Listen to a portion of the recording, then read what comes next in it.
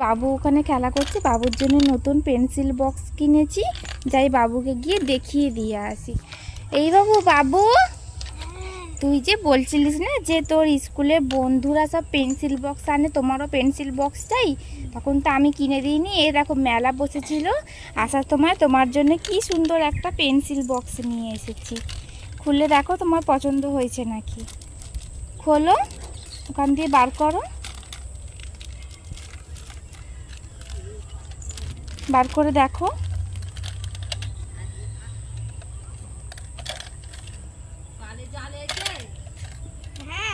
এখনো কিছু রাখিনি, তুমি খুলে দেখো, পরে রাখবে। দেখো পেন্সিল বক্সটার পিছনে তোমার নাম লিখে দিয়েছি, স্কুলে না পেন্সিল বক্সটা হারাবে না। পেন্সিল বক্সটা পিছনে দেখো,